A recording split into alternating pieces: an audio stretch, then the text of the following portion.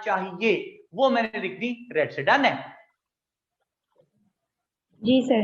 Okay, तो अब देखिए 1774 चेन ऑफ कॉन्स्टिट्यूशनल डेवलपमेंट में सबसे पहली चीज मैंने लिखी है 1774। वो क्यों लिखी है? अगर आपको याद हो जाहिदा, वॉर ऑफ बक्सर किस साल हुई थी? War of Buxar sir 1764। War of Buxar BUXAR 1764 में, आगाली 1764, जिसमें पूरे बंगाल पर उन्हें कब्जा कर लिया था। 64। शिकस्त दे के भला किसको? मीर कासिम को। ओके, कासिम, मीर कासिम। अब ये तो बात बन गई जनाब। अब बात आगे चलती है। बात आगे ऐसे चलती है कि 1764 में वॉर ऑफ बक्सर के बाद पूरे बंगाल पे कब्जा कर लिया। फिर कुछ टाइम गुजरा, पेज 42 पे पहुंचिए आप लोग, जरा अपने नोट्स वाले जो पेज है PDF के 42 पे।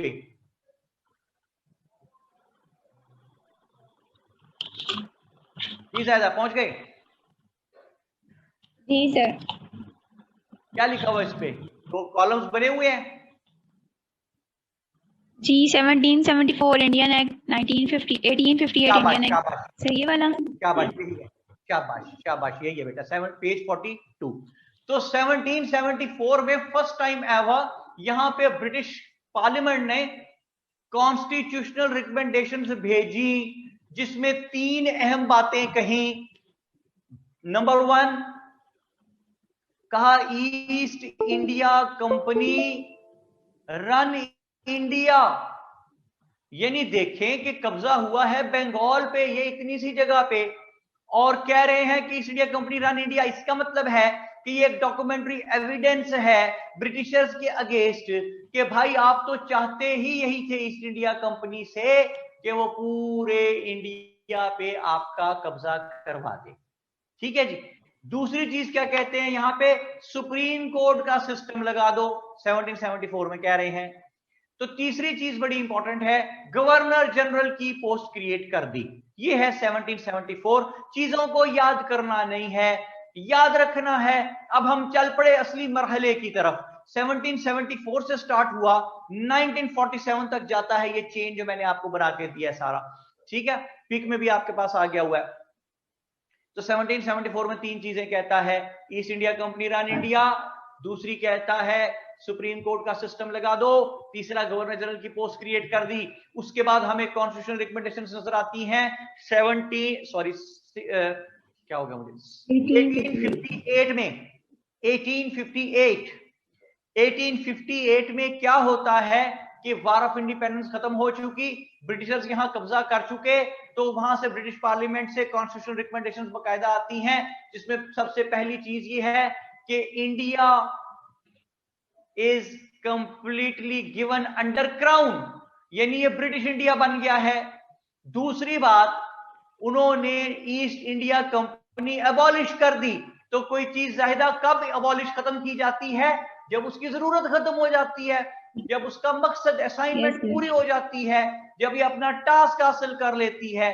तो ईस्ट इंडिया कंपनी को खत्म कर दिया। तो भाई इसका मतलब है आपने ईस्ट इंडिया कंपनी भेजी ही इसलिए थी कि इंडिया पे कब्जा करवा दे। तो इंडिया पे कब्जा हो गया तो जनाब अली उसकी जरूरत खत्म हो गई, ईस्ट इंडिया कंपनी अबॉलिश्ड। तीसरी चीज, डॉक्ट्रिन ऑफ लैप्स अबॉलिश्ड। समझ आई बात? जी सर। डॉक्ट्रिन ऑफ लैप्स थी क्या कि अगर किसी स्टेट के राजा का बेटा नहीं, लीगल मेल हेयर नहीं, तो when the raja would die तो the state would fall to East India Company. ठीक है, यही थी जी। जी तो सर यही थी। एक बनाई क्यों हुई थी? ताकि इस स्टेट पे भी कब्जा हो जाए, उस स्टेट पे भी कब्जा हो जाए, उस स्टेट पे भी कब्जा हो जाए। तो भाई अब तो पूरे इंडिया पे कब्जा हो गया, अब इसको आपने क्या करना है? तो that was abolished, doctrine of lapse का असूल भी खत्म। चौथी बात, यहां पे उन्होंने सेक्रेटरी ऑफ स्टेट की पोस्ट लगा दी। सेक्रेटरी ऑफ स्टेट क्या करता है? ये जनाब अली डे टू डे हैपनिंग्स की इतला देता है इंग्लैंड में, यानी इसके स्पुर्द काम पुप्पो वाला काम, नंदों वाला काम ये करता है, इधर की सारी इतलात उधर देता है। ठीक है जी। अगली चीज, यहां पे उन्होंने लगा दी पोस्ट वायसराय की। वॉइसराय क्या करता है? एडमिनिस्ट्रेटिव अफेयर्स देखिएगा सारे। जी क्या करेगा जी वॉइसराय? एडमिनिस्ट्रेटिव अफेयर्स देखेगा। और गवर्नर जनरल तो है ही, वो सारे के सारे देखेगा लेजिस्लेटिव अफेयर्स। ठीक है, तीनों को डिवाइड कर ले आपस में कि सेक्रेटरी ऑफ स्टेट पुफो डे टू डे हैपनिंग्स की इत्तलात देगा इंग्लैंड में, viceroy will take care of all the administrative affairs and governor general will take care of all the legislative affairs. It was 1858 के फौरन बाद फिर जरा सा संभले और 1861 में फर्स्ट टाइम एवर इंडिया में लेजिस्लेटिव काउंसिल्स एक्ट भेजते हैं। क्या भेजते हैं जी? Legislative councils act. ये लेजिस्लेटिव काउंसिल एक्ट क्या है 1861 का? इसमें उन्होंने फर्स्ट टाइम एवर यहां पे लेजिस्लेटिव काउंसिल बनाई। इस लेजिस्लेटिव काउंसिल में इन्होंने कहा कि as this legislative council is supposed to work for the local people of India, that is why Indians would also be the part of this legislative council. समझ आई ये बात आपको जायदा? जी सर थोड़ी सी। मैं बताता हूं। लेजिस्लेटिव काउंसिल बनाई और उसमें उन्होंने सोचा कि यार अगर इसमें हमने सारे अपने ब्रिटिशर ही रखे, सारे के सारे बंदे लेजिस्लेटिव काउंसिल में। लेजिस्लेटिव काउंसिल होती क्या है? Which is supposed to legislate for the country, आइन साजी जो करेगी। तो अगर हमने ये आइन साजी करने वाले लेजिस्लेटिव काउंसिल में सारे के सारे हम खुद ही ब्रिटिशर्स बैठ गए तो इंडियंस कहेंगे यार हमें तो पता ही नहीं है क्या है, वो माने पता नहीं ना माने, लड़ाई हो जाए यहाँ पे, एजिटेशन खड़ा हो जाए। और दूसरा, सारी दुनिया जो है वो देखेगी कि इन्होंने इंग्लैंड वाले ब्रिटिशर्स ने इंडिया पे कब्जा कर लिया है और लेजिस्लेटिव काउंसिल में सारे खुद ही बैठे हुए हैं। तो इससे बेहतर है कुछ एवं ही रबर स्टैंप्स के तौर पे लोकल्स अपने एतमाद वाले पकड़ के बिठा दो, और ये लोकल्स भी, इंडियंस भी खुश कि जनाब लेजिस्लेटिव काउंसिल में 12 सीटें हैं, 6 हम ब्रिटिशर बैठे हैं, 6 आप लोग बैठे हैं। ज्यादा बात समझ आई अब? जी सर आ गई। और दुनिया को भी दिखा देंगे कि देखो अगर हम लेजिस्लेटिव काउंसिल में यहां बैठे हैं इंडिया में बना के, तो हमने लोकल्स को भी बीच में हिस्सा दिया हुआ है, तो जस्टिफाइड रहेंगे, साफ नीट एंड क्लीन रहेंगे। क्लियर होगी बात? तो इन्होंने क्या किया भाई कि इन्होंने कहा कि सीटें होंगी 12 सीटें होंगी लेजिस्लेटिव काउंसिल की, जिसमें से 6 होंगे हम लोग और 6 होंगे इंडियंस। जो 6 इंडियंस रखे वो प्योरली अपनी मर्जी के चुन के रखे कि उनमें से कोई किसी भी स्टेज पे ब्रिटिशर्स से आंखें फेर ना ले, इसलिए अपनी मर्जी के रखे, हैंड पिक्ड। समझ आ गई जायदा? जी सर। ये हैंड पिक्ड क्यों रख रहे हैं? इसलिए कि डरे हुए हैं लोकल से, नेटिव्स से डरे हुए हैं कि ये तो रिवॉल्ट कर देते हैं 1857 में जैसे किया था, तो इसलिए अपनी मर्जी के 6 बंदे रखे 12 में से, लोकल जो 6 रखने थे अपनी मर्जी के रखे। और ये फिर भी डरे हुए हैं कि कहीं ये बगावत ना कर दें, तो कहा you are not allowed to make any question, no question. उन्होंने कहा ठीक है भाई, उन्हें क्या पता था लेजिस्लेटिव काउंसिल क्या होती है, उन्होंने कहा ठीक है भाई कोई सवाल नहीं करेंगे। उन्होंने कहा नो ऑब्जेक्शन, इन्होंने कहा ठीक है भाई नो ऑब्जेक्शन। उन्होंने कहा आप सोचा कि यार एक तो अपनी मर्जी के रख लिए हैं लेकिन फिर भी डर रहे हैं, तो कहा क्वेश्चन नहीं करना, उन्होंने कहा ठीक है नहीं करेंगे। फिर भी डरे हुए हैं ब्रिटिशर्स, कहा ऑब्जेक्शन भी कोई नहीं करना, उन्होंने कहा जी नहीं करेंगे। फिर भी डरे हुए हैं ब्रिटिशर्स, तो कहा सोचा कि कहीं ऐसा ना हो कि रेजोल्यूशन पास कर ले आपस में बैठ के कि जी अब क्वेश्चन कर सकते हैं, तो कहा नो रेजोल्यूशन। इन्होंने कहा ठीक है भाई रेजोल्यूशन भी कोई नहीं करेंगे। ओए फिर भी डरे हुए हैं ब्रिटिशर्स, तो उन्होंने कहा कि veto power with governor general. ठीक है जाहिदा, बात समझ आई आपको? Veto power with governor general, यानी देखिए 1774 में गवर्नर जनरल आया विद फुल पावर, 1858 में गवर्नर जनरल फुल पावर, 1861 में गवर्नर जनरल वीटो पावर, और 1861 में फर्स्ट टाइम लेजिस्लेटिव काउंसिल बनती है। तो सीटें कितनी रखी जाती हैं?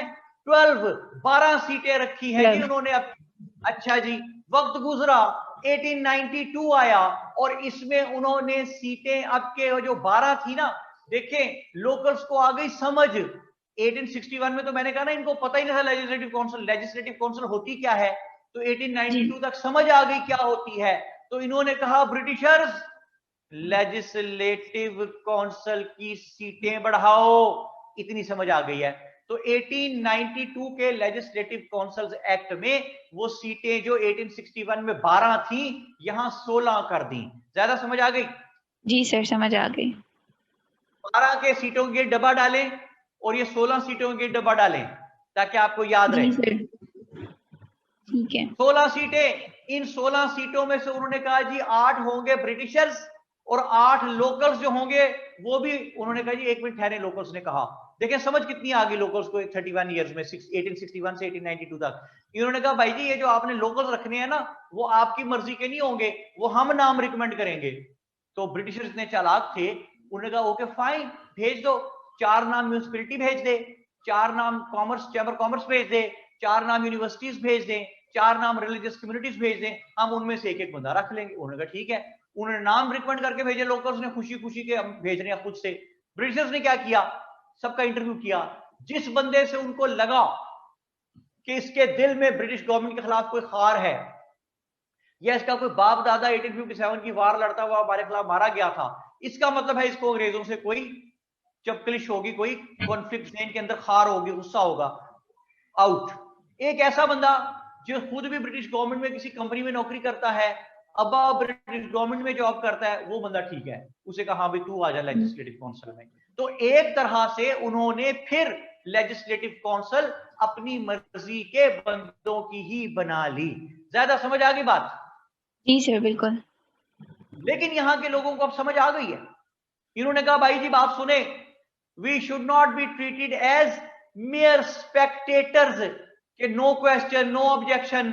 ये क्या बात है, हम आएंगे तो बोलेंगे तो बैठेंगे तो बात करेंगे।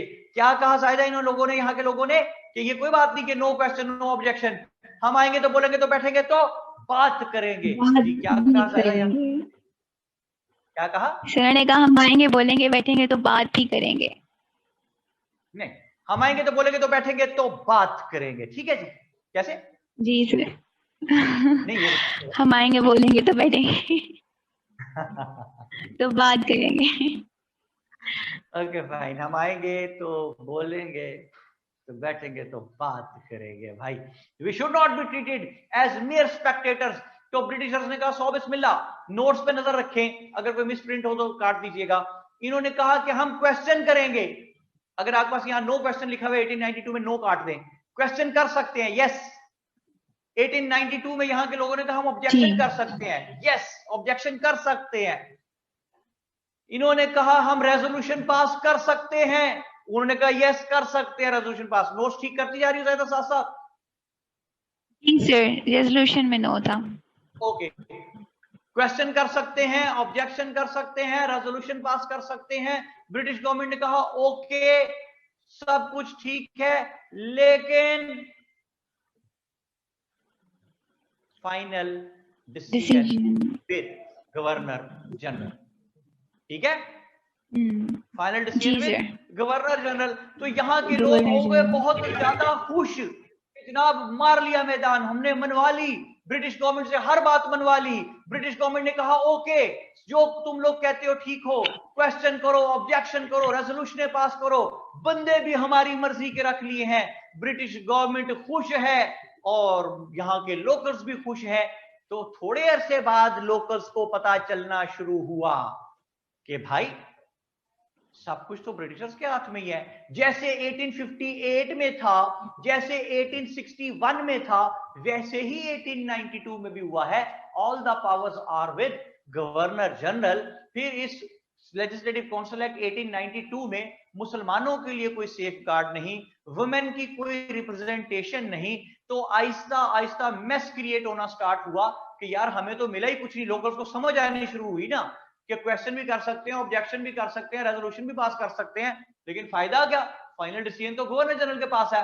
तो ये एक लावा पकना शुरू हुआ, तंग पड़ने शुरू हुए यहाँ के लोग। ऐसे में लॉर्ड कर्जन आ गया 1899 में, उसने वो पार्टीशन ऑफ बंगाल कर दी। पार्टीशन ऑफ बंगाल हुई तो एक नया रौला स्टार्ट हो गया और कांग्रेस ने तूफान मचाया कि ब्रिटिशर्स आपने हिंदू मुस्लिम भाइयों को लड़ा दिया, आपने बंगाल को 2 हिस्सों में तकसीम कर दिया.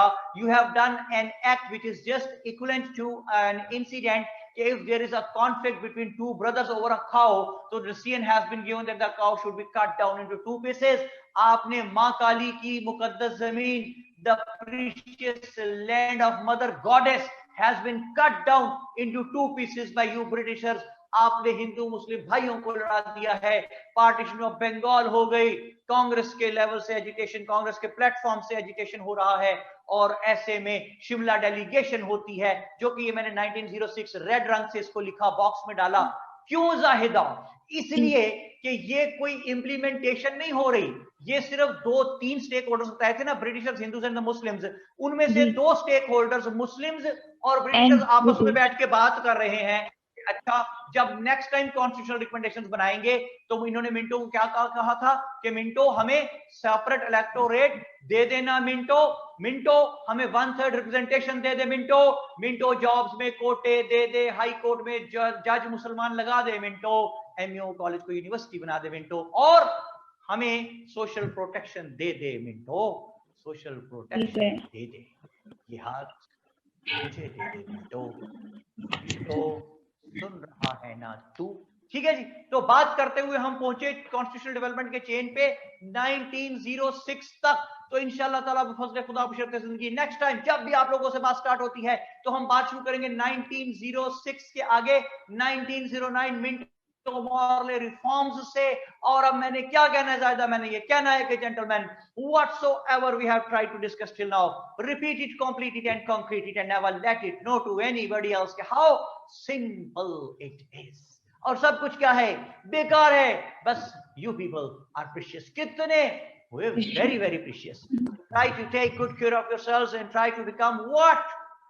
The best possible sons or daughters of your parents. इसके अलावा न दुनिया में न आखिरत में कामयाबी का और कोई रास्ता नहीं है. और अगर कोई रास्ता है भी एटलीस्ट तो वो मुझे पता नहीं है. See you all next time. Keep flying and enjoying it. Salman काफी signing.